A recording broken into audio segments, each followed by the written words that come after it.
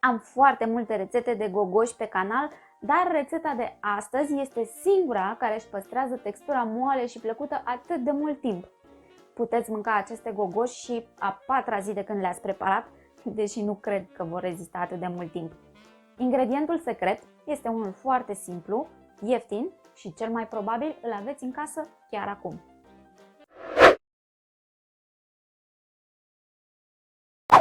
Ingrediente: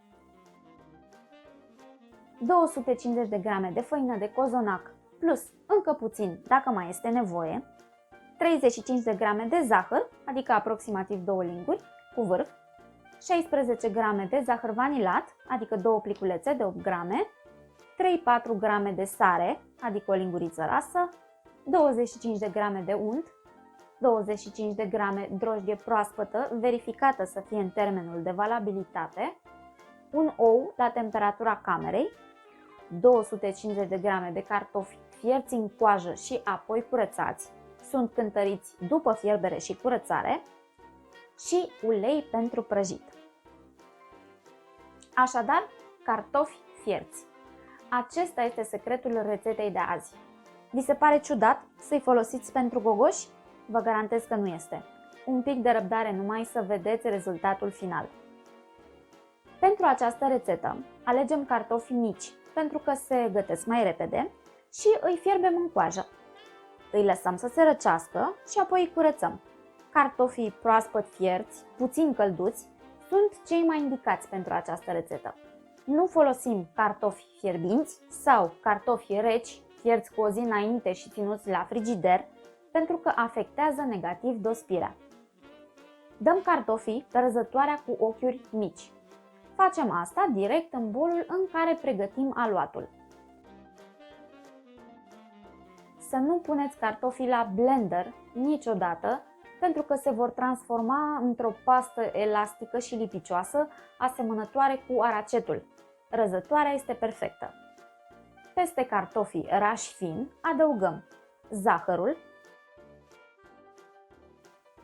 zahărul vanilat, sarea și untul pe care eu l-am încălzit un pic la microunde. Se poate înlocui cu ulei sau chiar untură, fără probleme. Omogenizăm. Peste drojdie adăugăm oul și amestecăm. Umiditatea din albuș va ajuta drojdia să se dizolve cât de cât. Se toarnă această mixtură de ou și drojdie peste cartofi și se amestecă din nou. Dacă a mai rămas vreo bucățică de drojdie nedizolvată, nu vă îngrijorați, se va desface în cartofi. Apoi încorporăm făina treptat. Adăugăm mai întâi aproximativ 3 sferturi din cantitate. Amestecăm cu o lingură de lemn până se prinde aluatul. Apoi răsturnăm pe masă și frământăm cu ajutorul făinii rămase.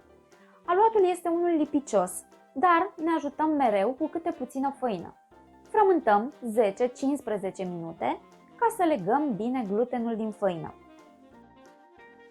Ceea ce trebuie să știți este că gramajul necesar de făină poate varia destul de mult în funcție de umiditatea cartofilor. De obicei, intră tot atâta făină cât avem cartofi, dar uneori este nevoie de mai puțină și alteori de mai multă făină.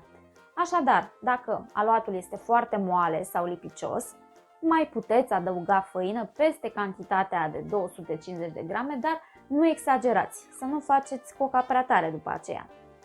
Punem aluatul frământat înapoi în castron. Acoperim bine cu folie de plastic și lăsăm să dospească la loc cald timp de aproximativ o oră. Apoi îl desumflăm.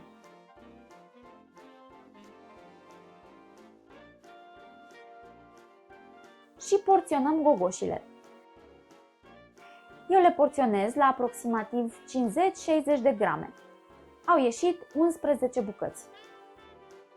Puteți să faceți gogoșile cum vreți voi, adică dacă vreți le puteți tăia cu paharul, le puteți face rotunde, pătrate, cum vreți voi. Eu le voi pregăti acum așa cum v-am arătat la gogoșile de gogoșerie, adică sub formă de chiflă.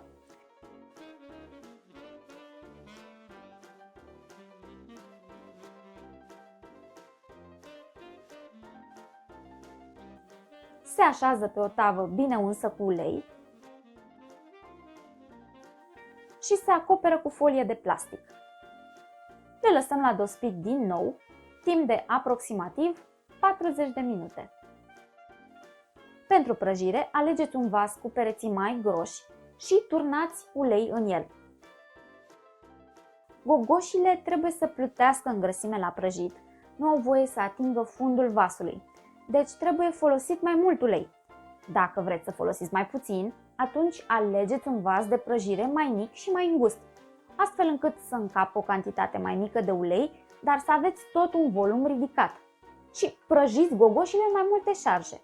Temperatura de prăjire este extrem de importantă. Trebuie să fie în jur de 160-165 de grade Celsius, adică destul de mică. Dacă aveți un termometru, este minunat, utilizați-l. În caz contrar, vă ghidați după cum sfârâie uleiul. Cu o paletă unsă, luați gogoșile de pe tavă și le transferați în ulei. Vedeți, uleiul abia sfârâie, de-abia face câteva mici bule în jurul gogoșilor. Așa vă dați seama că temperatura este bună. Se prăjesc fără grabă, timp de minim 2 minute și jumătate pe fiecare parte, chiar 3 minute. Apoi se întorc și se prăjesc și pe partea cealaltă, încă pe atât. Deci, în total, prăjirea trebuie să dureze 5-6 minute. Dacă aveți focul prea mare și gogoșile se prăjesc prea repede, riscați să rămână crude la mijloc. Se scot pe prosoape de hârtie și se lasă puțin să se răcească. Apoi se pot consuma cu gem, dulceață, ciocolată sau tăvălite prin zahăr pudră vanilat. Să rupem una să vedem și interiorul. Miezul este similar cu cel al gogoșilor rotunde de gogoșerie, doar că textura este mai umedă și parcă sunt chiar mai pufoase. După răcire, se păstrează într-un recipient închis și rămân moi și bune până la 4 zile. Dragilor, asta a fost rețeta de azi. Dacă sunteți fan gogoși, așa ca mine, nu uitați că aveți o multitudine de alte rețete de gogoși pe canal. De la gogoșineluși americane până la cele răsucite și langoși simpli sau umpluți.